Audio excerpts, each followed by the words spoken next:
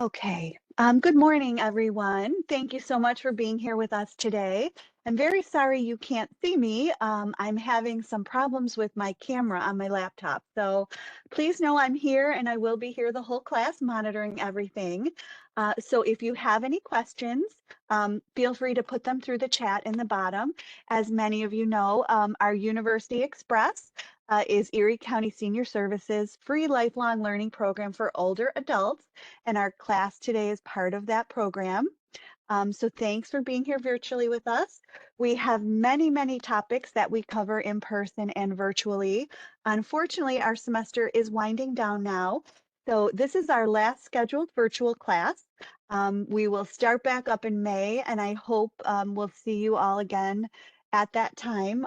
Catalogs should be coming out middle of April, so stay tuned for that. We're putting together an amazing semester with lots of great classes. And Brendan will definitely be back again. As you know, our instructor today is one of our most popular. And we were together last week. So it's the Brendan and Elisa team once again this morning that you guys have. Today, though, he's talking about a new topic called the cloud, which I am on computers my whole workday, and I still do not know much about the cloud. So I'm actually really looking forward to this class as well. To give you a little background on Brendan, Brendan has been a professional librarian since 2013, with his latest position being with the Buffalo and Erie County Public Library System since 2021. Outside of work, Brendan is an avid Buffalo sports fan, go Bills, and also a video gamer. I want to thank Brendan for being here with us today once again. Brendan was a little under the weather and he came in just to host this class for us. So we really appreciate you, Brendan. Thank you so much. And last thing I want to mention, Brendan has shared his notes from the PowerPoint with me just before class. So once we shut things down today, I'm going to email everyone to the email they registered with. So you'll get a copy of all his notes to refer back to. So just wanted to let you know so you didn't hurry through and try to take notes as he's going through his slides. You'll have all the information once class ends. Okay, and without further delay, I'm going to turn things over to Brendan. All right. Hello, everybody. As Elisa said, I want to make sure I get it right because I'm always guessing. Is it Elisa or Alyssa? It's Elisa. You did have it Lisa. right. Okay. I don't know why I didn't hear you earlier. My bad. That's okay. As Elisa mentioned, I am getting over a cold, and I doubt you want to see me blowing my nose live on video, so I am going to have my video off. Just make sure I'll prompt you when to start sending your questions. And then Elisa will forward them on to me at the appropriate time. So that seemed to work pretty well last week. So without further ado, let's get. Was that a chat notification? You know what, Brendan, I am sending through a chat to everyone right now. Okay. So for those of you who are new with us, you'll see it pop up on your screen. That is the way to communicate. So you can just send a message back either to me personally or to everyone in the group. And Brendan does a great job monitoring and answering all the questions. So he, as his presentation goes on, he usually takes breaks and gives you time to ask your questions. So the subject material is fresh. So I'm going to send that out to you right now, and then let's get going. All right. So, as Elisa mentioned, my name is Brendan Chella. I work here at the Central Library. I'm our main technology trainer. Today's subject is going to be the cloud. So, the most important part of the cloud is you need an internet connection in order for this to work. Without the internet, you cannot have a cloud system. So that's the most important thing. So hope all of you have some type of internet connection. Otherwise, this class might be a little rough for you. And then a big thing I like telling people before we get deeper into the lesson is to keep in mind the idea of convenience versus security. The cloud can be kind of a double-edged sword when it comes to either of these terms. I know a lot of people that are all in on the cloud. They go in for it for the convenience of accessing their info, sharing their info. But I also know people on the other side that are completely against the cloud and minimize their presence as much as possible for the idea of being more secure when being online. I'll admit I'm kind of a in-betweener. I do both sides. But again, that's something to keep in mind when I start talking about a lot of these concepts is, do you want that convenience or do you want the security? So just keep that in mind. So the first thing we're going to ask is, what is the cloud? So the cloud in its basic form is internet-based storage. So instead of saving something on a hard device, a physical device like a cell phone or a computer, you are saving it on the internet. Now, as you can already see on the next term, where is this item actually being saved if it's not on your physical device? It is being saved on somebody else's computer. So this other computer is something like, if you subscribe to if you are a part of Apple's cloud, you're saving your stuff on an Apple computer. If you're part of Google's cloud, you're saving your stuff on Google's computer. Now, the way this system works, as I mentioned on that very first slide, is it works through the internet and having a login for the particular cloud service you're trying to get into. So a great example of this would be a Google account. In order to gain access to Google, you have to have an internet connection and you have to have your Google login. So the username or email address and that password. Without one or the other, you're not going to get access to the cloud. So if you don't have the internet, but you have your login, you're not getting in. But if you have the internet, but not your login, you're also not getting in. You need to have both together in order for this system to work. So I love using this slide here as a demonstration of how this system goes back and forth. So you have the computer on the left, that is your computer at home. The computer on the right is your work computer. And that computer in the middle is the cloud computer.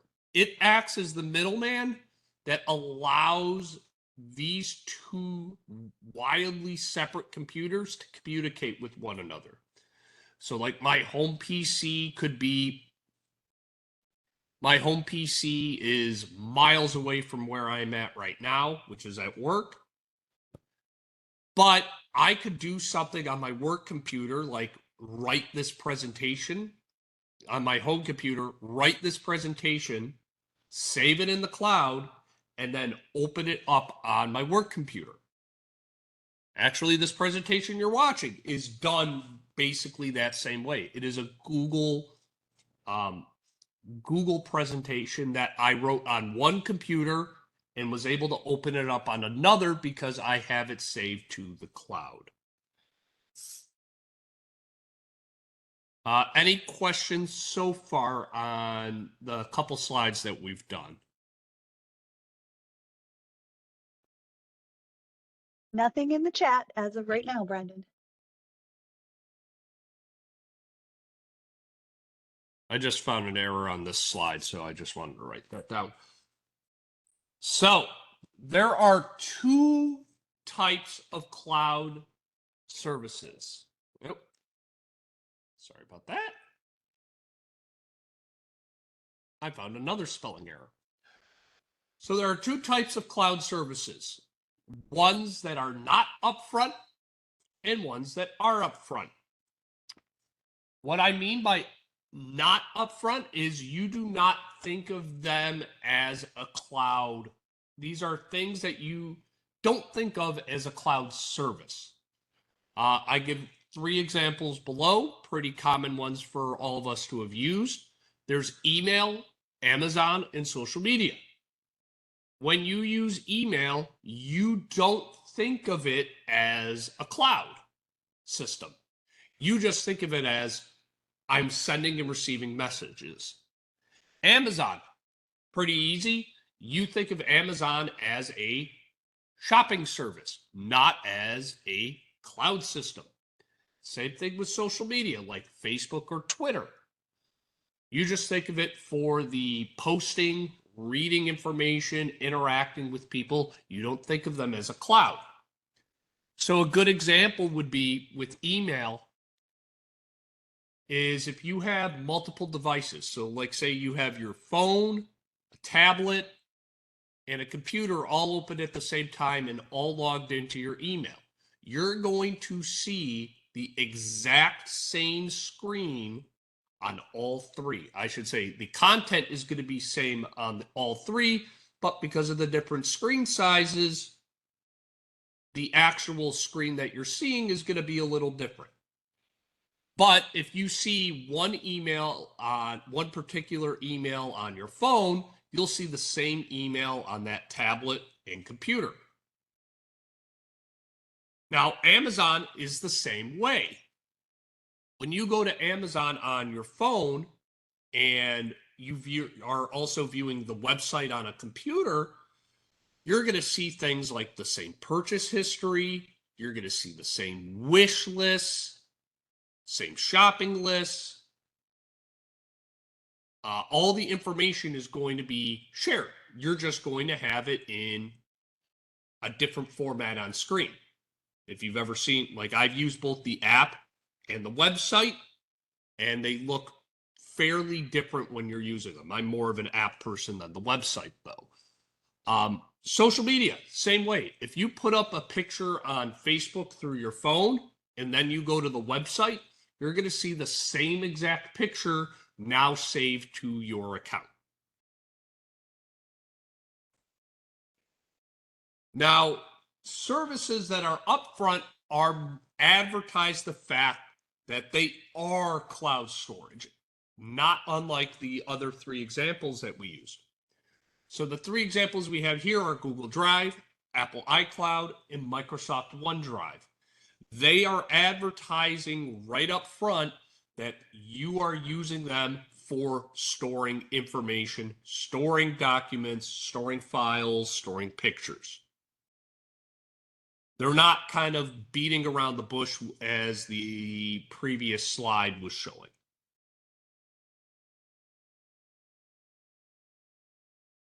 Now, a nice thing here is none of your devices are going to stop you from having multiple cloud accounts active on them.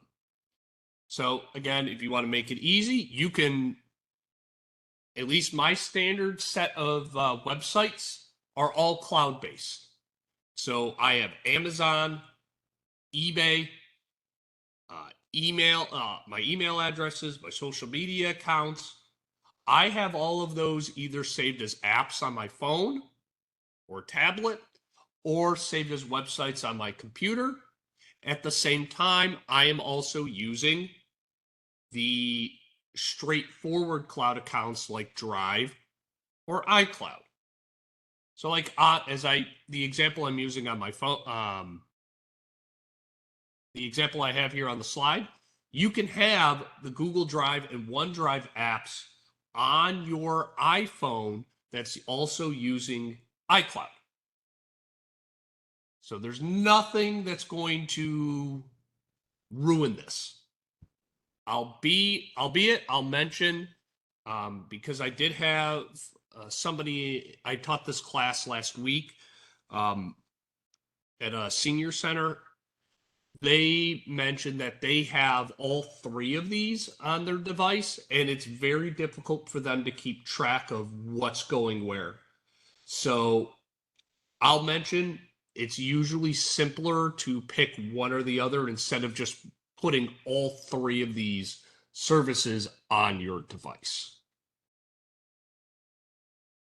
Now, since we are at the end of this section, do we have any questions about the previous slides? Nothing is in the chat as of right now. So I just want to check something. 21. All right, cool. So let's go here. So now we're going to get into more of the nitty gritty of the cloud. So for storage space, the initial storage is free whenever you sign up for one of these services. So with Google Drive, you get 15 gigabytes worth of storage. That's triple the amount of space you get with the other two initially from iCloud and OneDrive, which each gets 5 gigabytes. I'll let you know, about 2.5, it's about 2.5 gigabytes is your typical 2-hour Hollywood movie if you ever go to download something. So that should give you an idea of the amount of space that you're getting. Now, just like anything in life, there's also a cost to it. So if you go past that initial free storage, I hear this a lot more with people that have Apple devices that they do this. You can purchase additional space for a fee if you use up that free storage. So the example I kind of give is it's kind of like a storage locker where you just pay a monthly fee and you can just keep adding stuff to this space that is yours. So for Google Drive, you get the three big pricing tiers are 100 gigabytes for $2 a month. So you go from 15 to 100. Then from there, you can double it for $1 more per month. And then from there, you can 5 times that. So you're going from 200 gigabytes to 2,000 gigabytes or 2 terabytes for $10 a month. iCloud is fairly similar. It has that 200 gigabyte and 2 terabyte tiers, but they do come with an initial first step that is a little cheaper. So for half the space, you're only paying $1 a month. And my experience, that's what a lot of Apple users typically do, is that level. I've rarely seen people go past that.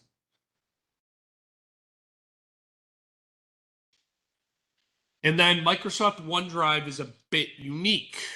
You do get a 100 gigabyte tier for $2 a month, but those next two tiers are what kind of set OneDrive apart from the other two services.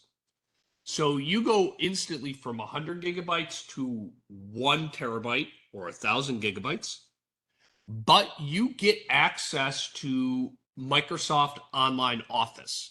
So this is the cloud version of the classic Office software that comes with Microsoft Word, Microsoft Excel, Microsoft PowerPoint, Publisher, without having to download extra software. So again, all cloud-based, and it's $70 a year. So for about, if you do like Google Drive is for, let's go back here, 2 terabytes for $10 a month. So you're paying maybe 120 a year, around 120 a year for just the storage. You're now paying $50 less for half the storage, but you're getting Online Office at the same time, which is a pretty good bargain. I will say the one below is the bigger bargain, where you're getting 6,000 gigabytes or 6 terabytes and Online Office for 100 a year. So you're getting $20 off, getting triple the amount of space, and getting some very good software along with it. But the problem is most mobile devices aren't Microsoft based, so this is not used as often as, say, iCloud or Google Drive. But if you have a computer, this is a pretty good, if you're a heavy computer user, this is a pretty good deal. Any questions after those slides?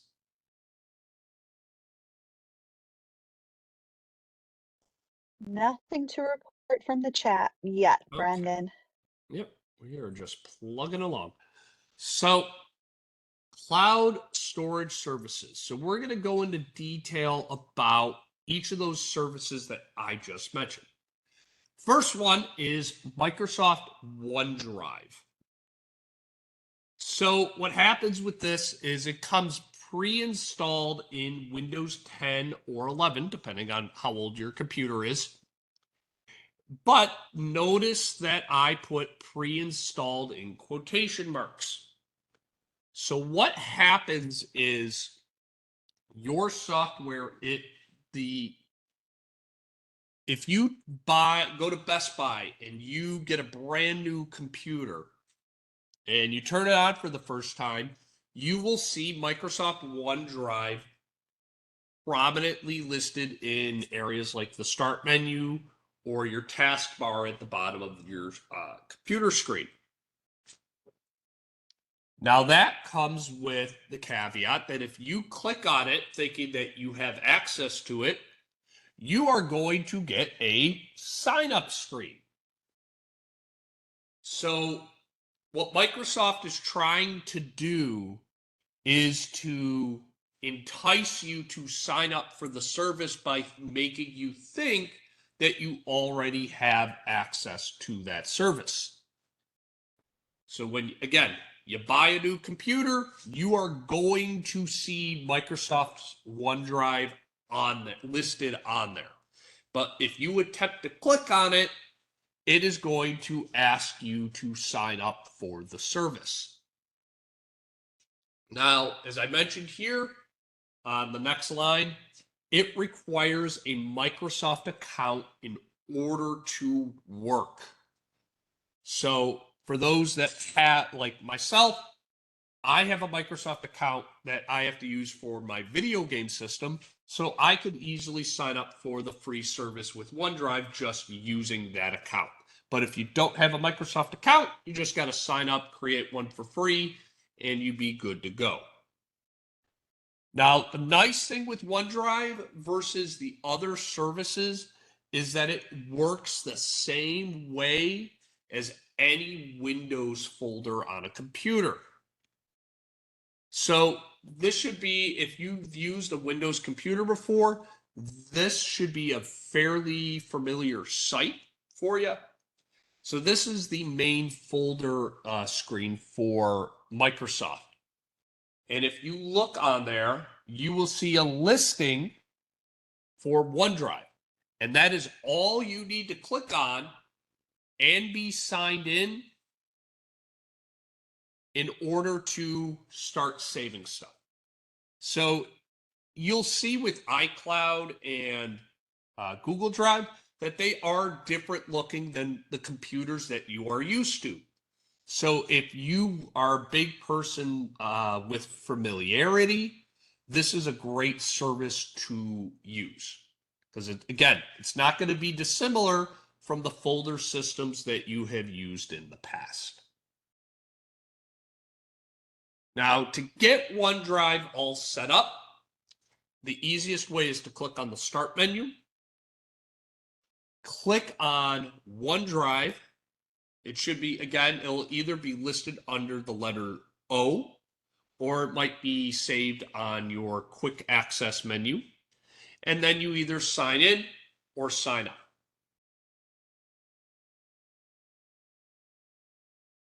Now we're going to get into the more popular ones. So this is, press the wrong button. Just want to check something. Cool. Okay, so this is iCloud. This is Apple's cloud service. So you get a free account whenever you get an Apple device. The benefit is it will, the big benefit, a couple of the benefits for the iCloud are you can share information between all Apple devices with the same Apple ID logged into both. So I have an iPad and an iPhone. They all have the same Apple ID on them, and that gives them access to the same iCloud account. So those two devices take up the same sort of storage locker. Just because I have two separate Apple devices doesn't mean I have two separate iCloud accounts. And in a minute, you'll see why that is a bit of a problem for me personally. Now, the two big things iCloud is used for are photo storage and device backups.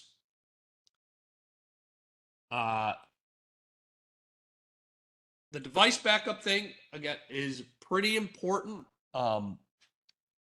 So for those that have ever had to change out an old phone to a new phone, you used to have to bring your device to a store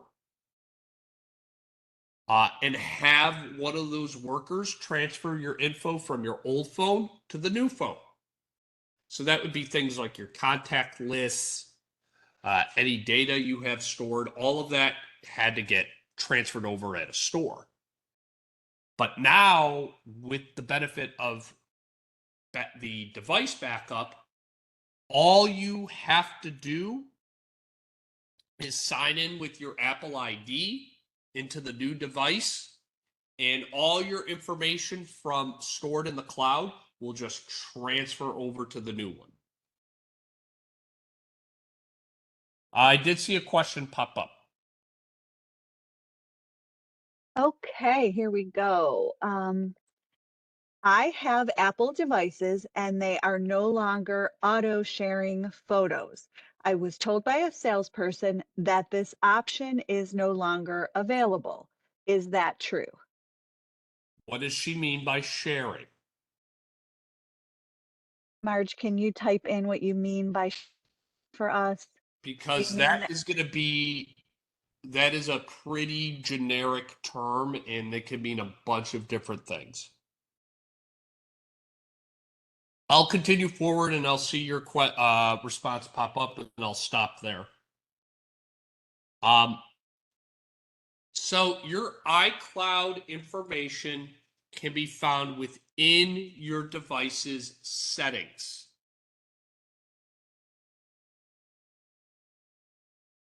Oh.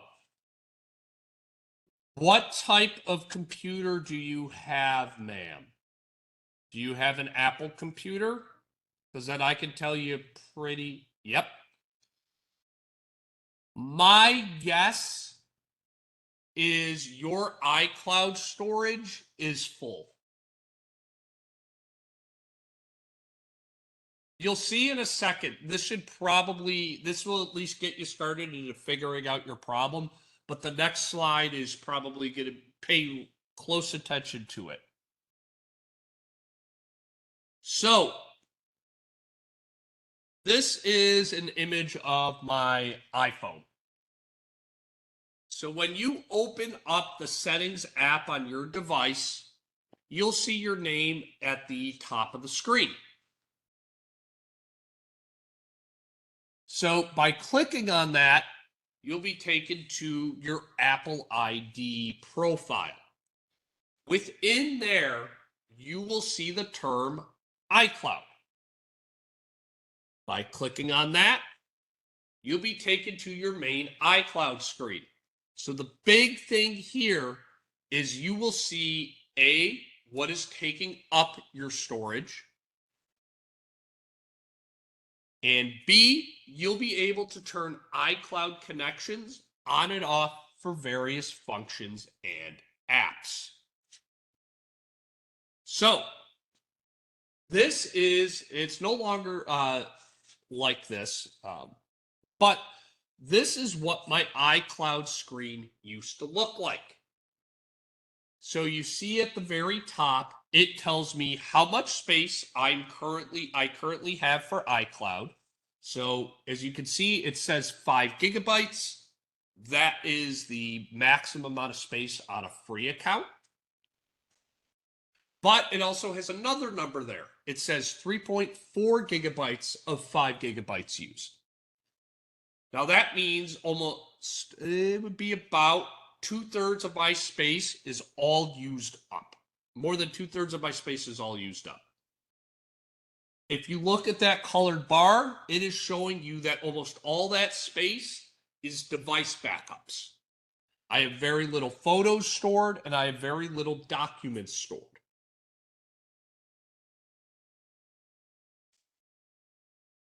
Now, underneath that, so I think I believe the person who was asking the question, her name was Marge or Marg.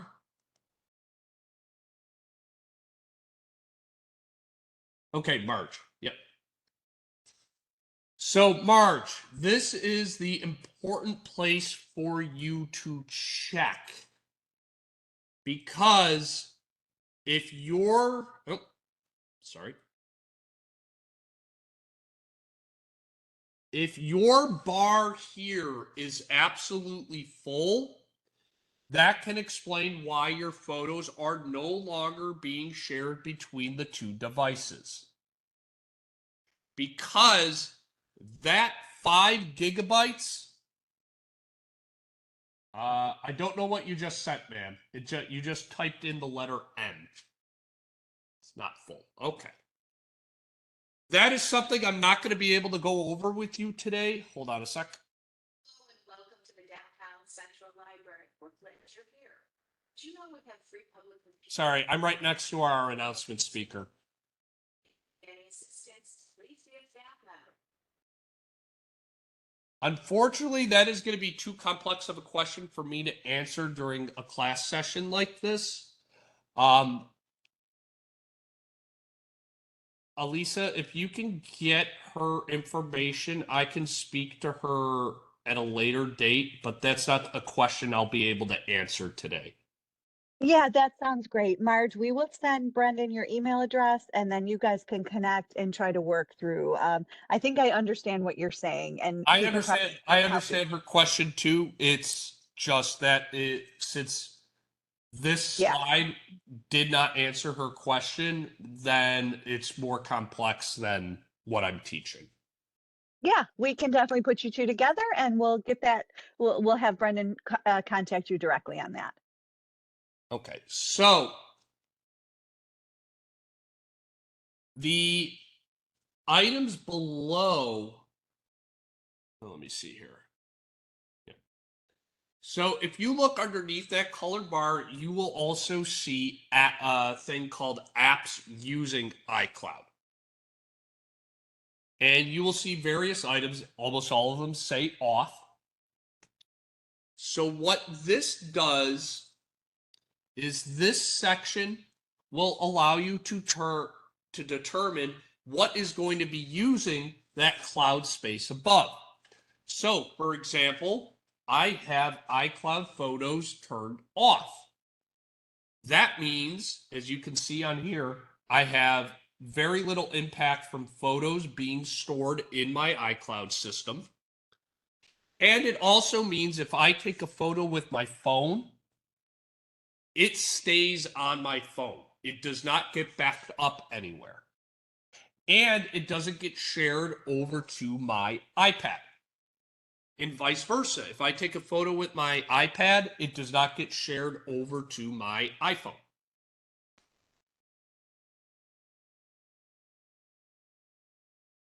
Now, as I just mentioned, iCloud Photos is probably the most popular function of Apple's cloud storage system.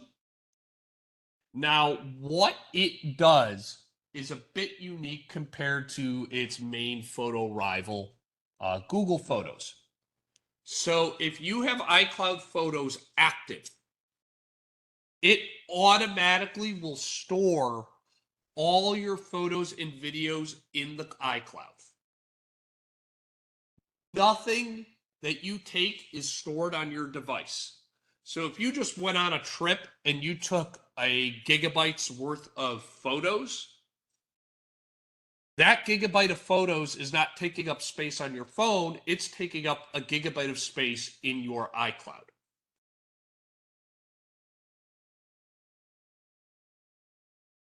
So nothing is, let's see, nope, I just said that.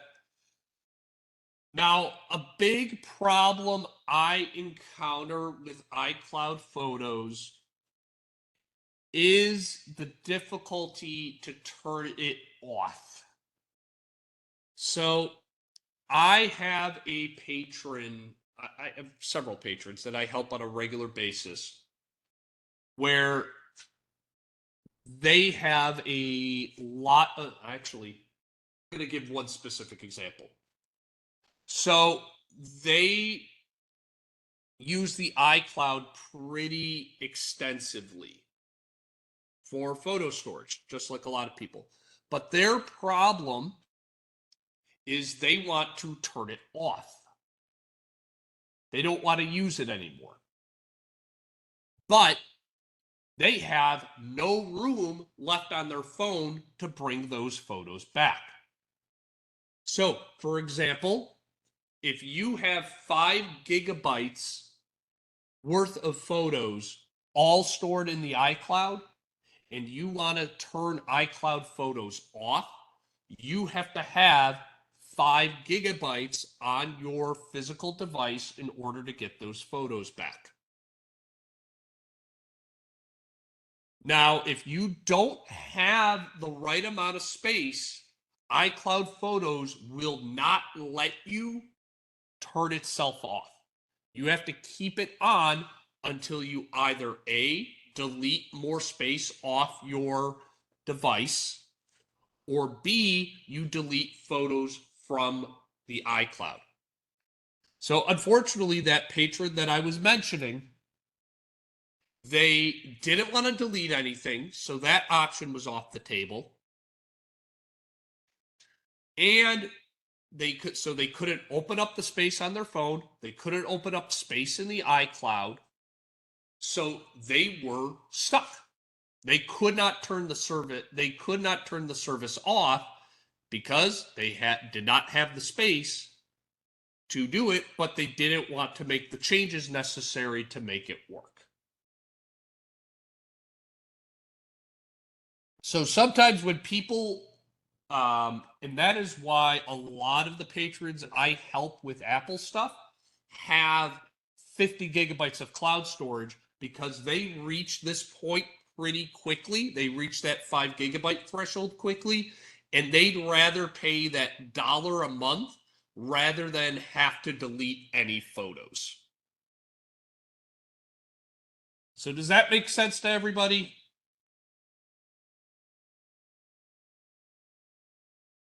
It's a bit complicated. Yeah, it's a bit of a complicated process, but you just said it's a lot of it up again goes back to that idea of convenience. Like, how much do you want to have that cloud access to your photos versus either having to pay for the service or having to store them on a physical device? Now, a very convenient trick for iCloud storage is you can download all your iCloud content as an offline backup by visiting the iCloud website. So it's simply www.icloud.com. And what this will do is, if you have, I will tell you that in a second. I just saw your question, ma'am. I'll answer it as soon as I can. So if you have, I just got asked the same question twice. I will answer it. So I'm going to start this again. So if you need to create a backup of what you have in your iCloud, you can visit the iCloud website. So your Apple ID login will work here. It will allow you to see everything that you have in that iCloud. And then it will allow you to create this backup on a physical device, like a computer. So that if you want to start deleting stuff from the iCloud, you have this backup to always reference back to or add back into the service if you need be. Now, I just saw this question come up twice. If you delete a photo from the iCloud, it deletes it from your device. I am going to reference back to this slide. That very first point is very important with the with iCloud photos.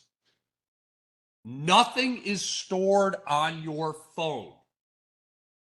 If you take a picture and you have space in your iCloud and your iCloud photos is active, the only copy of the photo is in the iCloud. So if you delete it there, it is gone everywhere. So again, with iCloud photos, it is all or nothing. Either everything is stored on your physical device or everything is in the iCloud. There's no in between. You'll see with Google Photos, it's a little different. But here, again, if you delete your photo and your iCloud Photos is active, that picture is gone. Does that answer both your questions?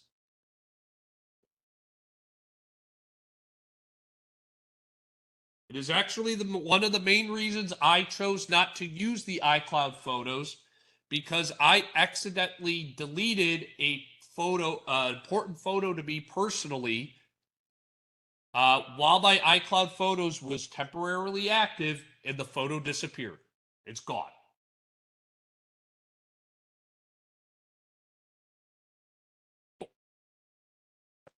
Now, Google Drive. This is pretty obviously, this is Google's cloud service.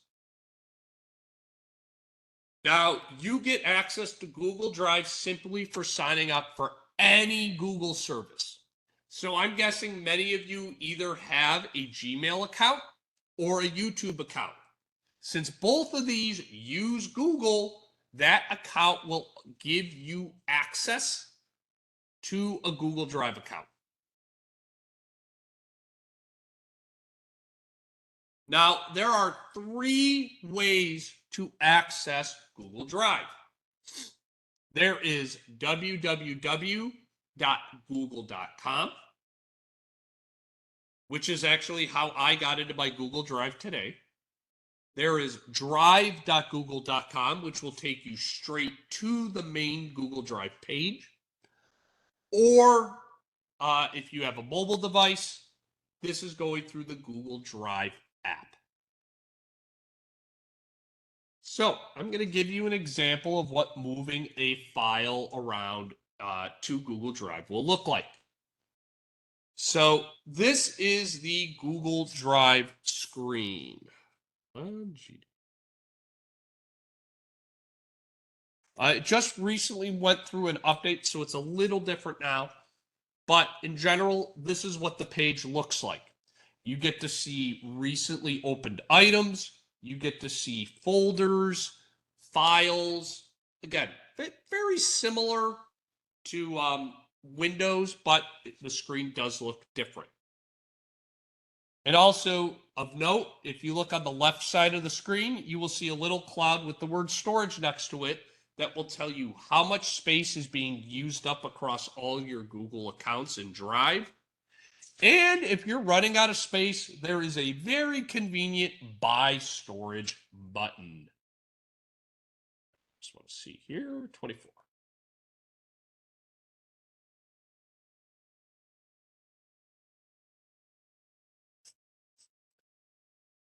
So when you want to add a new file, Or if you have a lot of files, you can add a folder. You right-click on a blank area of your file screen. So right around this area here, you select either file upload or folder upload. And then you search your computer for the item you want. So in my case, I wanted to add that computer basic notes to my Google Drive account. So then I click on the word open. And then in a matter of seconds, that file is now stored in Google Drive. The bigger the file, the longer that transfer process is going to take. I wanted to be able to show you the progress bar, but unfortunately it happened so fast because the file is so small that I couldn't take the picture in time.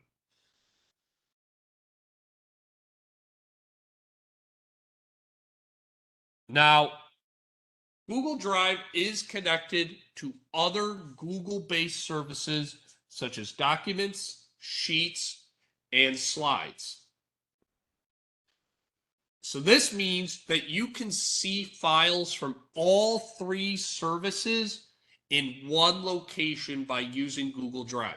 You don't have to go, if you go into Google Docs, you're only going to see documents. If you go into Google Sheets, you're only going to see spreadsheets. If you go into Google Slides, you're only going to see presentations. But by going into Google Drive initially, you can see all items in one location. So that's how I access today's presentation. This is a Google Slides presentation. I didn't go into the specific service to open it up. I just went into Google Drive to do it.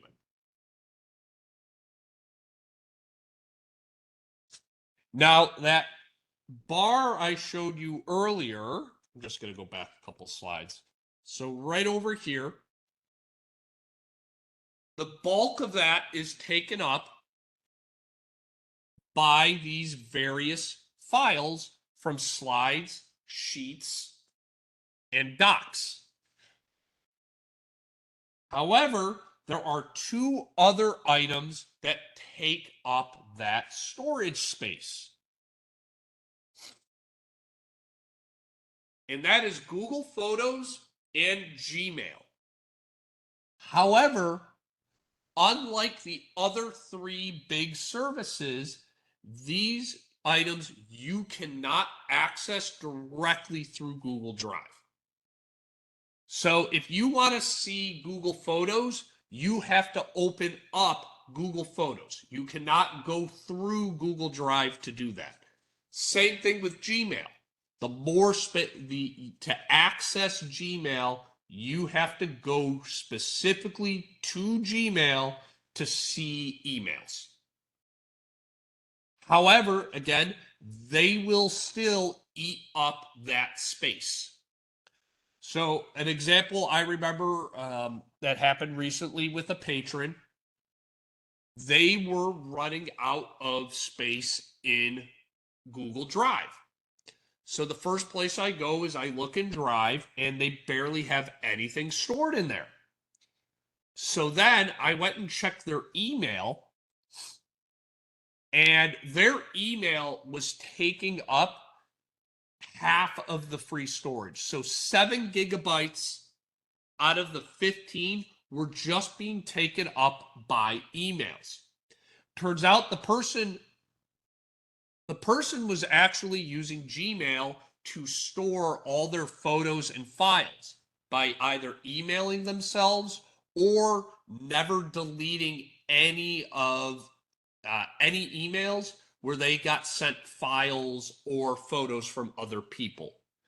So remember, this is a good time to mention, by properly managing your email account, it's going to enable you to have more storage space in Google for other items.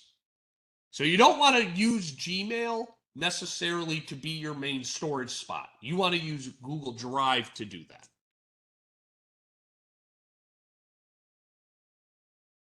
Now, Google sharing is one of my favorite parts of Google Drive and one of the main reasons I use it.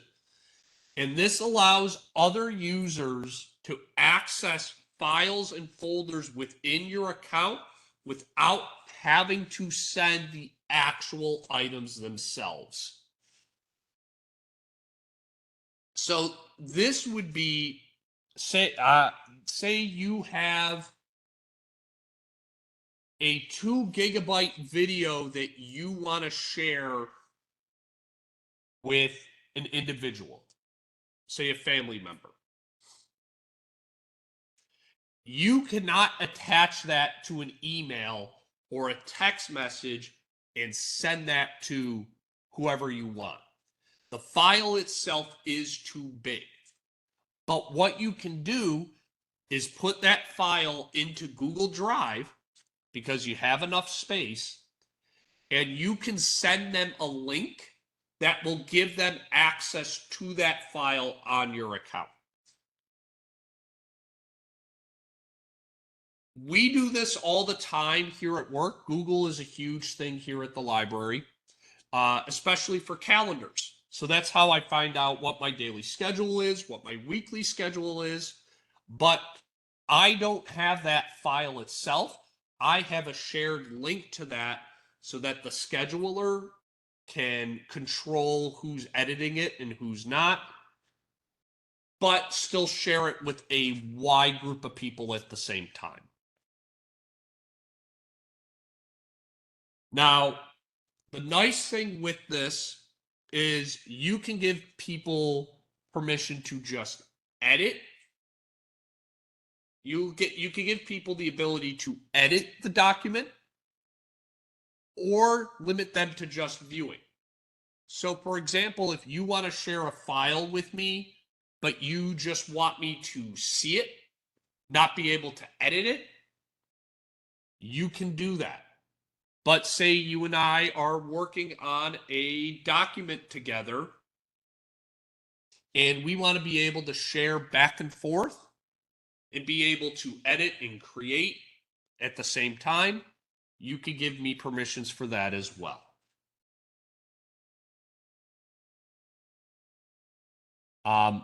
Another big usage of this is people will create photo albums within Google Photos and then share access to that album with friends and family instead of sending them hundreds of photos at once. So, like, I just recently went on a trip to London. If I wanted you all to be able to see those photos, I'm not going to just send you hundreds of photos through text messages or hundreds of photos through email. While that works, it's very inefficient. But I can share with you all a link to that album in Google Photos, and you can just see all those items at the same time. So, pretty nifty trick. So this is a particular album I have in a particular file folder I have on my Google Drive account. And as you can see, there's one account that is the owner. They are the ones who created that folder and initially started adding items to it. And then below are 2 other people in the department, myself and my coworker, Jackie. And we are both editors. So that means I can continue to add files. I can move stuff around in the folder. I can edit in there. So, like, I change names on a regular basis. I add updated class notes. But if I was switched to viewer, all I would be able to do is see and open. I would not be able to do anything like edit. So, any questions on those 3 services? Brendan, we do have one question asking if you could please explain how photos can be transferred from Gmail to Google Photos? So that is going to be a lot of work on your end. So what you would have to do is if you have a photo in an email, you have to save it to the device you are currently on. Whether that is a computer, tablet, a cell phone, you just have to get it out of the email. But once it is on that device, you can open up Google Photos and then add that photo to the storage service. So you can't just go into Gmail, open up the email, and then instantly move it over to Google Photos. It does not work that way. So it's kind of weird at the same. It's kind of weird that if you have a photo stored in an email, it's still taking up space in your cloud storage, but you can't access that photo outside opening up that email. So does that answer that person's question? Sorry, I didn't see that pop up. I think so. If you could just let us know if that helps, Reva. And that was all for questions at the moment. Okay. So the next thing we're going to go over are some specific cloud-based services outside those three general ones that we just went over on the last few slides. So one of my favorites is Google Docs. So this is Google's version of Microsoft Word. So the typing program you use for letters, documents, notes. Oh, you have to click on, there is always a download option on the photo. So there's either going to be a down arrow. You have to go to the email that the photo is stored in, open up the email, look at the photo. In some cases, if you press and hold on the photo, it will allow you to save it. Or you're going to see a button that allows you to download it, whether it's like a down arrow or it says the word download. Without seeing your specific device, I can't tell you exactly. So hopefully that answers your question, Reva. Now, Google Docs is a bit different than Word. Normally with Word, you have to pay for it or download it. With Google Docs, you don't have to do that. It's entirely internet-based. So all you have to do is open it up in Google, and you are good to go. Now, again, you need an internet connection, just like any cloud service, in order for this to work. But if you're always going to be surrounded by the internet, like either I'm at home or at work, it's a perfectly viable alternative. Now, I mentioned on the previous screen Google sharing. This helps with Google Docs when it comes to collaboration.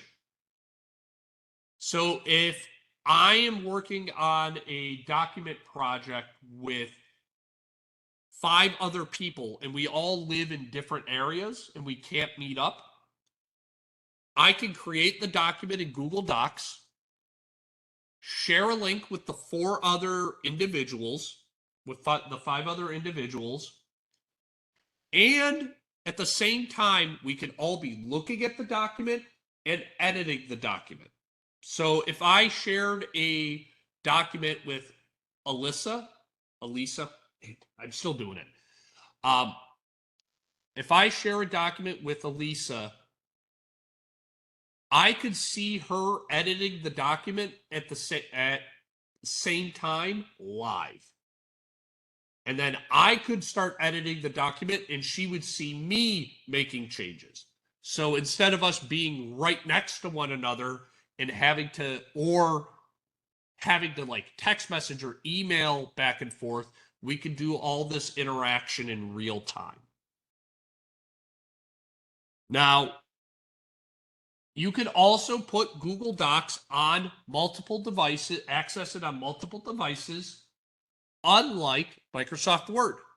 So like here at work, if I wanted to use Microsoft Word, I have to be able to get onto a Microsoft Word-based Microsoft-based computer. A lot of the times with myself, I'm not at a desk that I'm normally not at a desk that has access to this. So I have access to things like laptops or Google laptops or my personal devices. So if I want to do any work, it's convenient to be able to access Google Docs on these other devices versus having to be at a set computer. So hopefully that makes sense to you.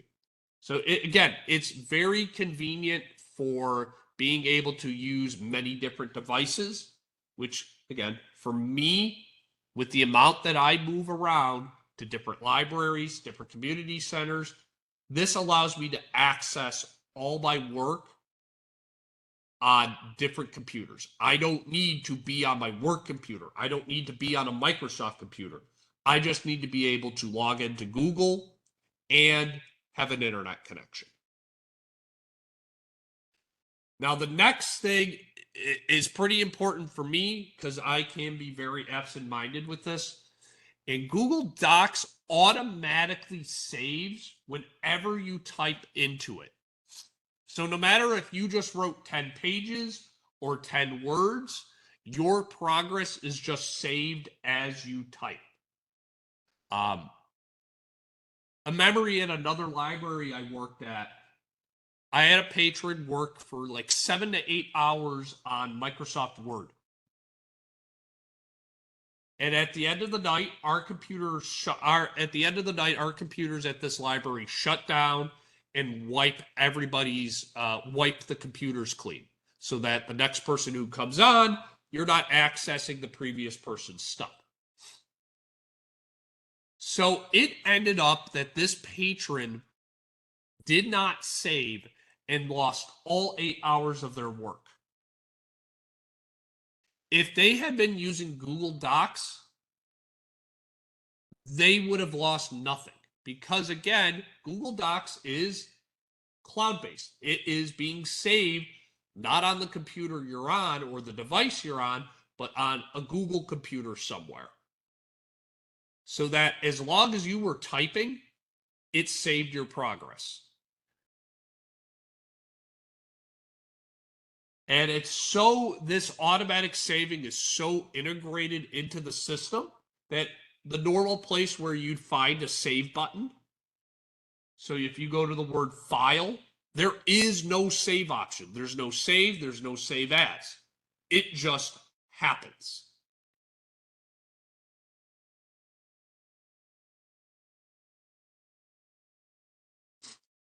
So now we're going to get into a little more specifics of Google Photos. So the cool thing with Google Photos, it stores photos online. So again, it creates a nice backup of photos and videos that you store on your device. Now, the benefit again is you can view these on multiple devices. So right now, I could open up Google Photos on this computer. I can open up Google Photos on my phone, and I'm going to see the exact same content. If I add a new photo to the service through this computer I'm on, I will see that photo instantly appear on my phone app. Now, the other thing it can do, the other things it does, is it acts as a middleman. Let me see if I don't do an example. So it acts as a middleman. So if anybody remembers how digital cameras used to work, you used to have to sit at a computer and either plug in an SD card, so one of those little storage units that can pop out of a camera, or you had to plug the camera directly into the computer and transfer the photos. With Google Photos, I can take a picture with my phone, save it directly to Google Photos, open up Google Photos on my computer through the website, and then download that photo directly to my computer. So again, instead of having to physically transfer anything or plug anything in a matter of minutes, I have that photo from my phone onto my computer.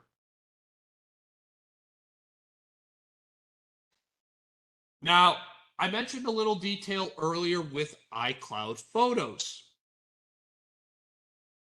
With iCloud Photos, it's all or nothing. You either are storing everything in the iCloud or you are storing nothing.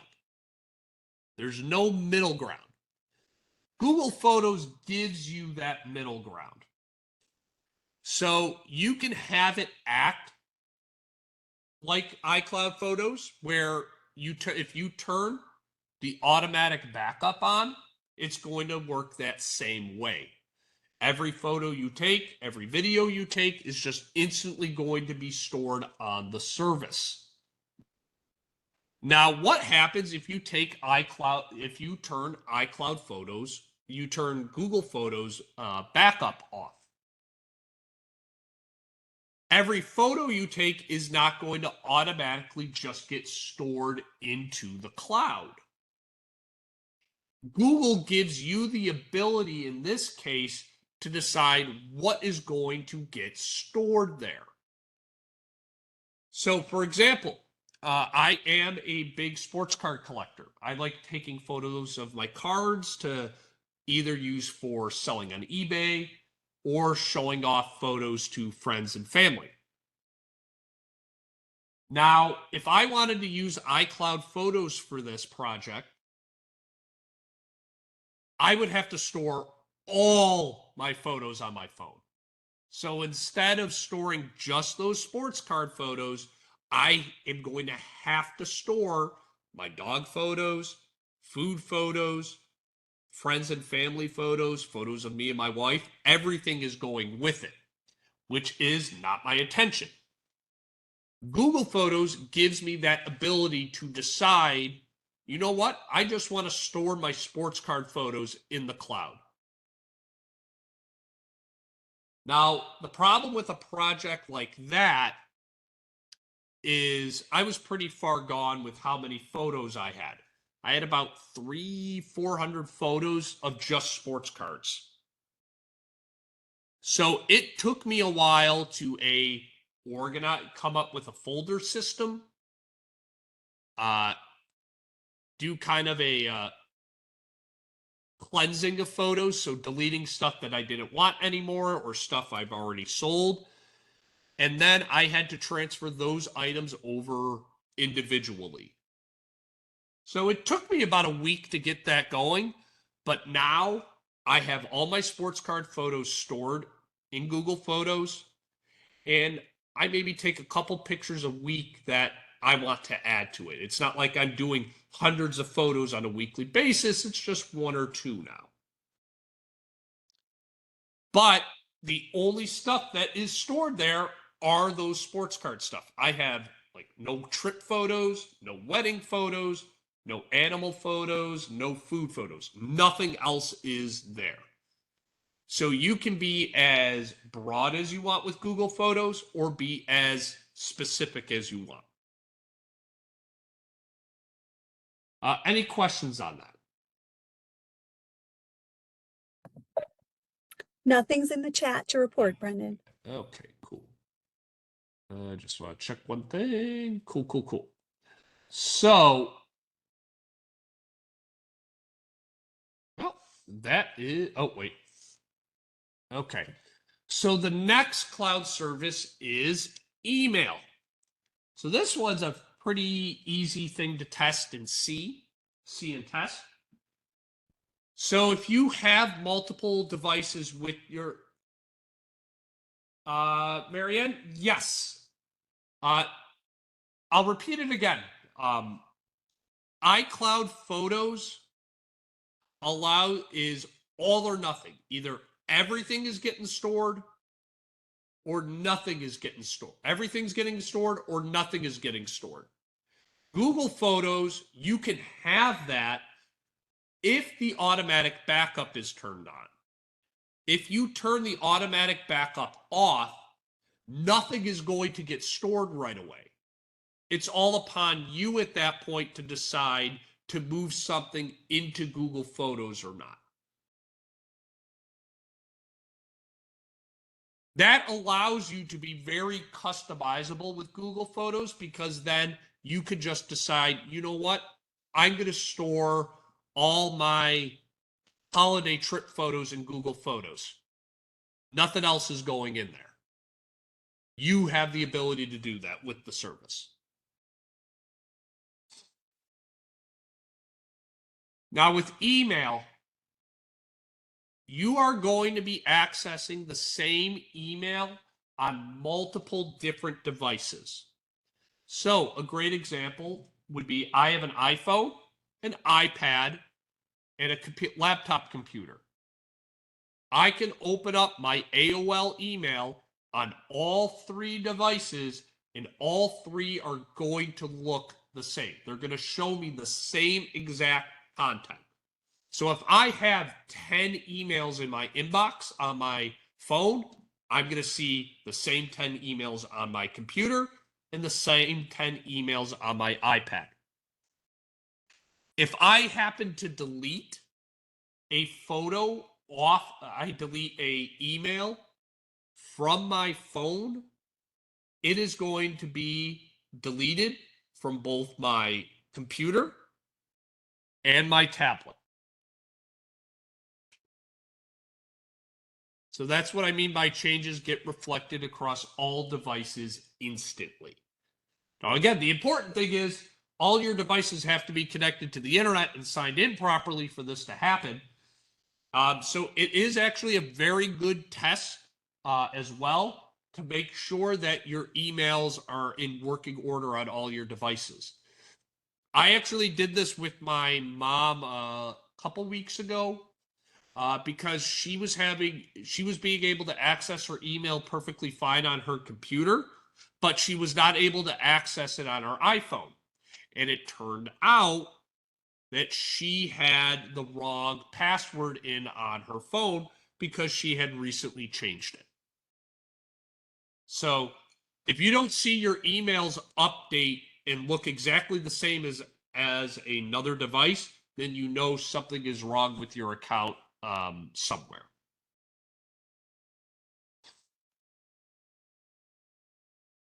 Now, this is a very important term that comes up a lot in the cloud class, and it's called file disconnect. So what is this term? So this is where there is no connection between a file saved online in the cloud and the same file saved offline on a device.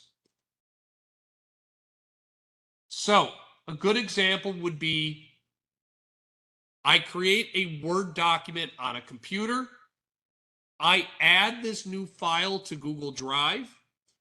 And then I open that file up in Google Drive, not in Microsoft Word, to make changes.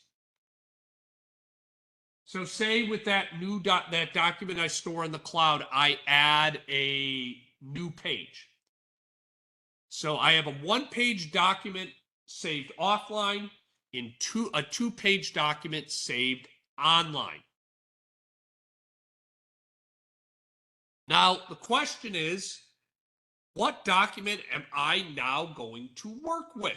How do you reconcile these two items? So there is both an easy path and a hard path. The easy path is, instead of creating confusion for yourself, you choose to do your stuff on one service or the other. So you either do all your documents just in Microsoft Word and that's it, or you store all your document, or you do all your typing using Google Docs. This is actually something that I've started doing myself. Now, the hard path is where a lot of confusion can arise. So the hard path is, say you do the work in Microsoft Word, you store it in Google Drive, then you transfer it to Google Drive. You start doing your additional edits into Google Drive. The next step is you now have to download that new version of the document and save it to your computer to replace the old one. And you have to make sure whenever you do edits that that current document is now saved in both locations. I used to do this a lot, to the point where I might do a presentation here at work and use the PowerPoint, say the cloud PowerPoint here, but then I might go to a senior center and the presentation I would have used there is going to be off because it's not, I forgot to transfer the new copy into the cloud. Now I just do all my presentations and all my note writing in here to reduce the amount of confusion I have. So does that make sense to everybody? Again, to just emphasize this, there is going to be no connection between a file saved online and a file saved offline. So if you make changes to one, those changes aren't going to be reflected in the other item. Any questions, Elisa? Nope, nothing through as of right now, Brendan. Thank you. So, last slide area. So the pluses and minuses of the cloud. This is going to be kind of a reflection back on the idea of convenience versus security. So a big benefit is when you use the cloud, it frees up space on your physical device. So if you store 5 gigabytes of photos in the cloud, that frees up 5 gigabytes of space on your device. So that could be for downloading more apps, storing more files on the device, or just adding more photos, which that last point is what most people usually do. However, the problem is, where is that stuff now getting saved? It is getting saved on somebody else's computer, whether that is a computer owned by Google, computer owned by Apple, computer owned by Microsoft, or one of the other cloud services out there. Another benefit of the cloud is you can access these files from everywhere. So I mentioned I was recently on a trip to London. I could access my Google Drive files from my hotel in London because there I had Wi-Fi access and I was still logged into my Google Drive app. So again, it's very convenient for that. And also, like, I was sick yesterday. I needed to change my work schedule. And because that work schedule is on Google Drive, I'm able to make the changes from home. I don't have to be here to do that. Now, the problem is all of this requires internet access. So if you don't have access to the internet, you are not going to have access to your files.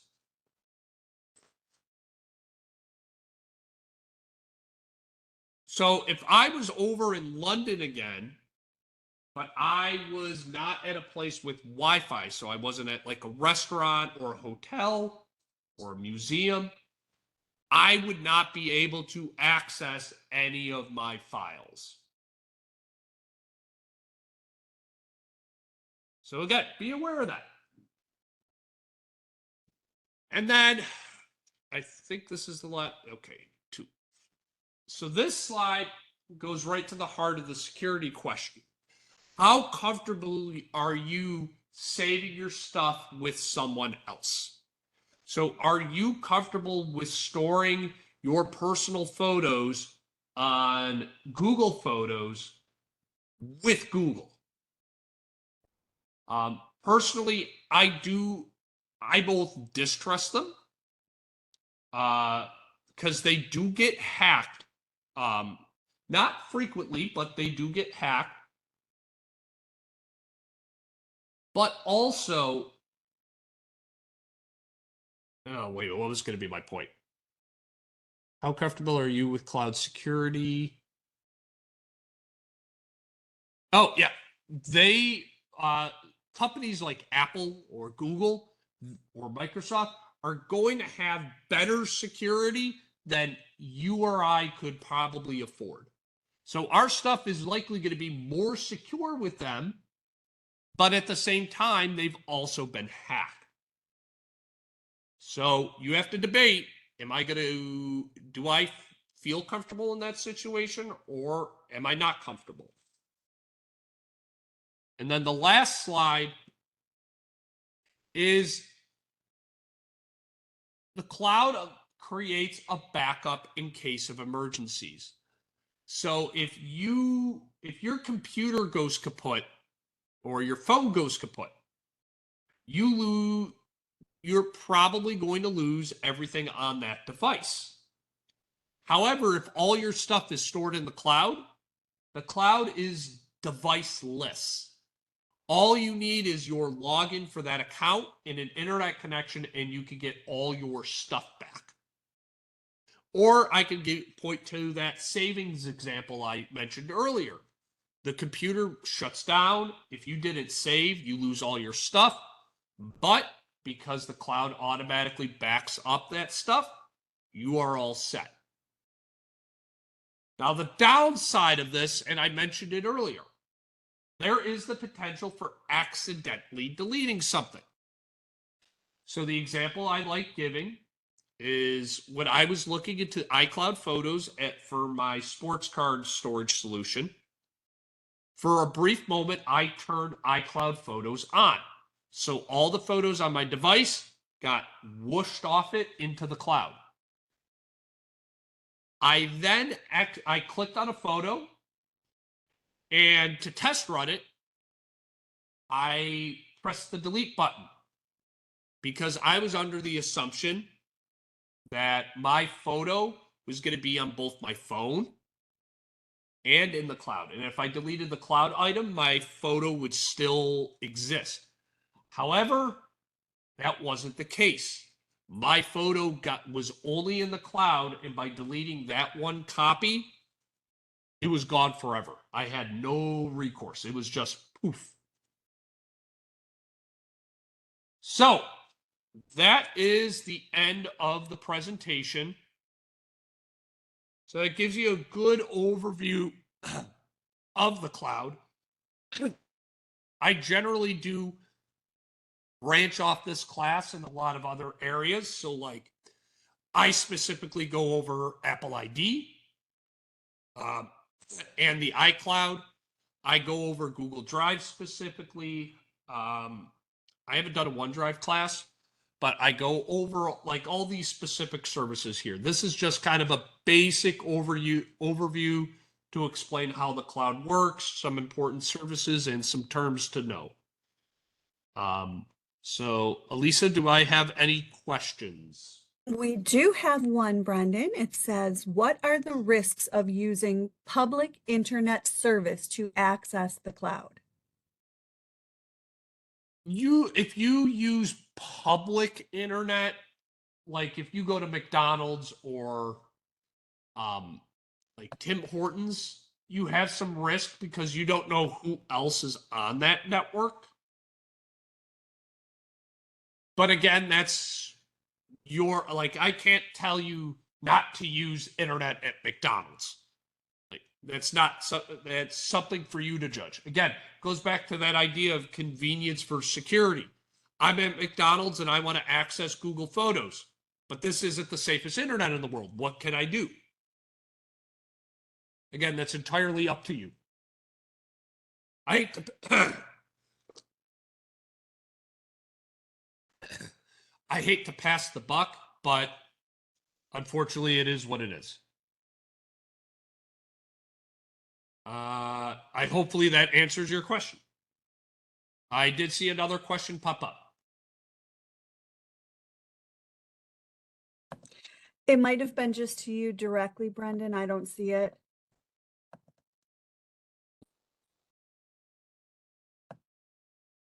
Oh, I think, oh, yep, it was private.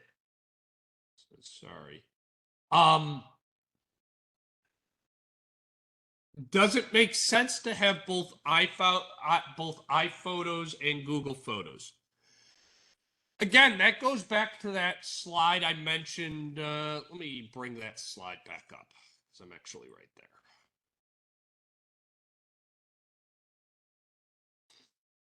It goes back to the idea of having multiple cloud accounts. There's nothing stopping you from doing this, but you have to be aware of the potential confusion that it might draw. So if you use both iCloud Photos and Google Photos, hey, you know what? You got double the backup space, but then you got 2 accounts to manage. I find it with Google Photos, personally, it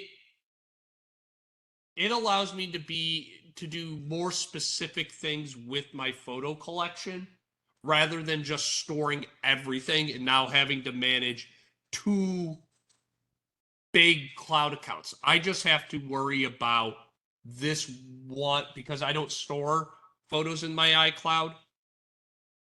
I can just store my card photos in there, and that's all I have to worry about. I don't have to worry about managing every single one of my photos in Google. I just have to do a smaller amount. But if you can handle doing both, more of the power to you. Just be aware that you could potentially create some confusion for yourself if you start losing track of what's being stored where. I think I got another one. Let's see. I have a back to that.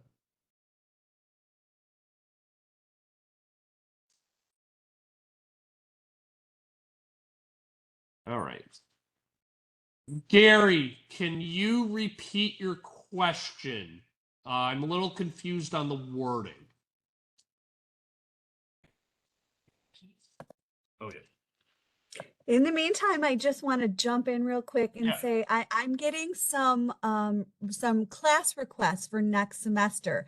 So thank you everyone for sending those along. I will make sure to discuss them with Brendan. He does offer a whole bunch of really great classes. So we are going to be picking some new ones. We'll of course repeat the favorites, Brendan, but and he's always been willing to put together a new presentation when we get requests. So thank you. If you have any more ideas too, please send them through the chat. Okay. Let's see. So Barbara, I see your question. iCloud used to back up phones when upgrading all the old contacts and show up on my new phone. So, and can't you save photos from your phone onto your computer or something? So you asked a bunch of questions there. I'm going to do one at a time. So Barbara's question was, iCloud would back up my phone when upgrading. All the old contacts show up on my new phone. How do I delete these from the iCloud? So that is a very good question, which I have a slide on. So when you're in your iCloud screen, you could see the word apps using the iCloud. Now, these are only the first 4 items that appear on screen, but if you click show all, it will show you every app that is using the iCloud service. One of these does include contacts. So if contacts is on,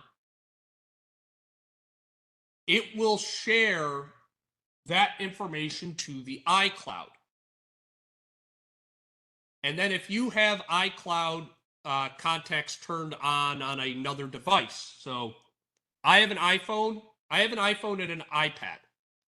I have iCloud contacts turned on both, which means if I create any contacts on my phone, they instantly appear on my iPad. Now, if I just have iCloud photos turned on my phone, it stores that information in the iCloud, but it doesn't share it with another device. However, as you said, if you got a new phone and you put in your Apple ID will then take all that info stored in the iCloud and put it back on your phone, which would include your contacts. So if you want that to stop happening, you have to go into your iCloud, the settings in iCloud, go to apps using iCloud, and turn off contacts. Now, the danger of that is if you go get a new device, you have to manually put all your contacts in again.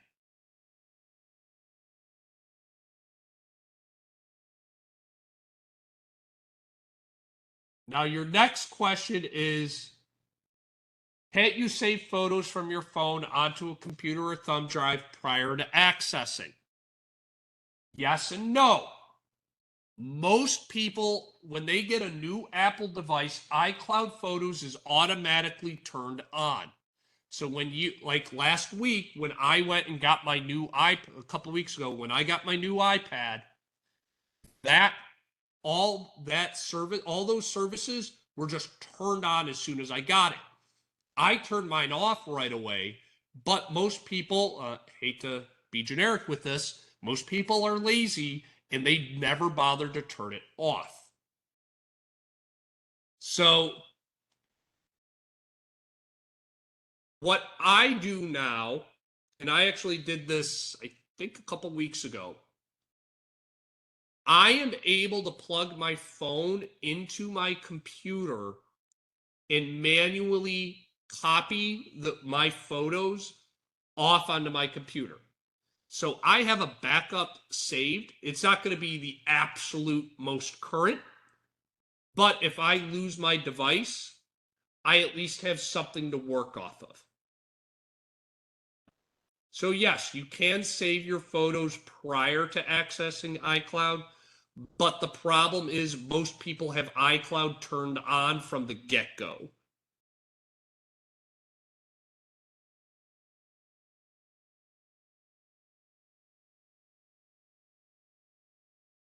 All right.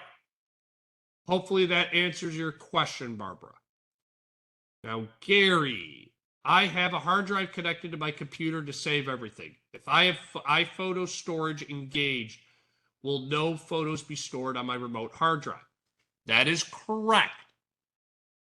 So if you have an iPhone and you have iCloud Photos turned on, all your photos are now being stored in iCloud. If you want to create an offline backup on your hard drive, you have to do what I mentioned earlier. You have to visit the iCloud website,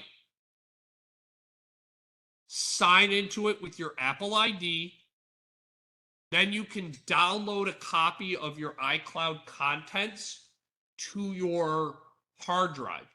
Now, again, it's not going to be, once you download this backup, and if you just start adding new photos to iCloud, your offline backup is going to be a little off. So you have to be vigilant in constantly on a weekly basis or whatever you feel is most comfortable, of always updating your offline backup. Hopefully that answers your question, sir.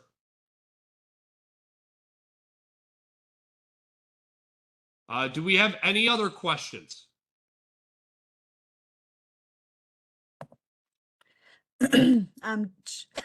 Excuse me. Yeah. I'm just reading through now, Brendan, just to make sure we hit them all.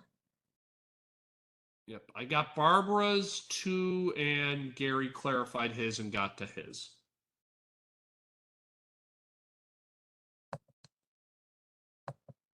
Okay.